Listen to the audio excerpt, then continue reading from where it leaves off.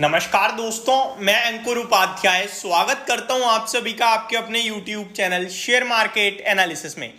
Result season चल रहा है और रिजल्ट्स आ रहे हैं। वीकेंड जरूर है लेकिन बहुत सारी बैंकों के नंबर आने हैं आज, जिसमें से एक बैंक का नाम है आरबीएल बैंक। आरबीएल बैंक अपने नंबर पेश करते हुए देखिए कैसे रहे हैं नंबर, कैसा रहा है कासा रेशो, कैसी रही है डिपॉजिट ग्रोथ, जीएनपीए एनएनपीए क्या कह रहे हैं कंपनी के, प्रॉफिट एनआईएम्स क्या कह रहे हैं, एक एक करके सारी की सारी चीजें आप सभी के साथ शॉर्ट और सिंपल लैंग्वेज में इस वीडियो में डिस्कस करने वाला हूं। शुरू करते हैं बिना किसी देरी के।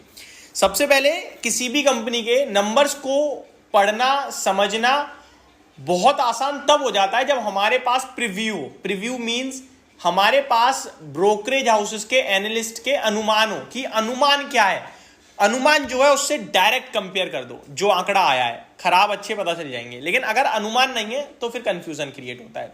और यहां मेरे पास आरबीएल बैंक के लिए अनुमान नहीं है, ये मेरे लिए चिंता का विषय, दिक्कत है। हालांकि ये चीज आपको कोई और बताता भी नहीं होगा, अनुमान वगैरह के बारे में लोग बहुत कम बात करते हैं। अब मैं आपके साथ रिजल्ट्स को डिस्कस करता हूं अपने हिसाब से। आरबीएल बैंक ने Q4 के रिजल्ट्स में नेट प्रॉफिट में 30% का उछाल दिखाया है और डिविडेंड भी कंपनी ने बांटा है।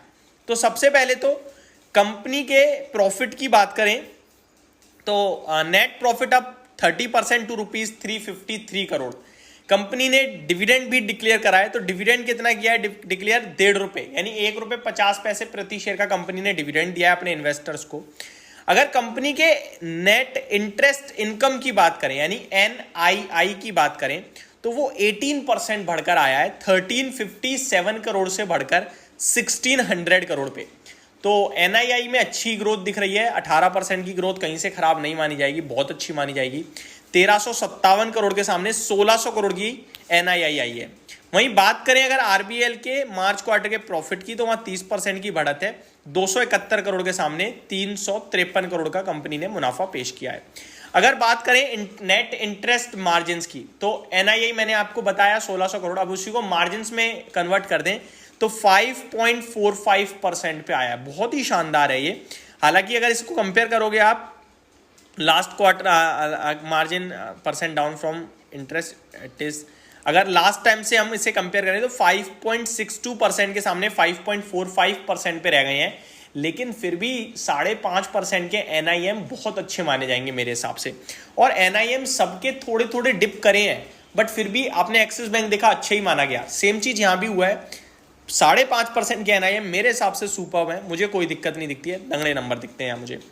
₹1.5 प्रति शेयर का जैसा कि मैंने बोला डिविडेंड दिया है। आगे GNPA gross non performing assets में 72 बेसिस पॉइंट्स की इंप्रूवमेंट आई है और जीएनपी आए हैं 2.65% पे। तो ठीक है, जब 72 बेसिस पॉइंट का इंप्रूवमेंट है और एनएनपीए में 36 बेसिस पॉइंट्स का इंप्रूवमेंट है और ये आए हैं 0.74% पे, तो ये भी अच्छा है।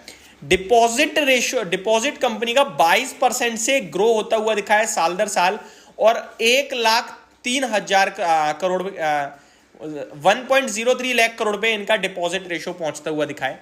कासा रेशियो देखें तो वहां पे 15% का जंप आया है साल दर साल और कासा रेशियो हो गया है 36,448 करोड़ का। हालांकि कासा रेशियो टोटल स्टूड है कंपनी का 35.2% पे। Kasa ratio means current account and saving accounts को मिला के जो पैसा है बैंक पे वो होता है कासा रेशियो, जो कि 35% है।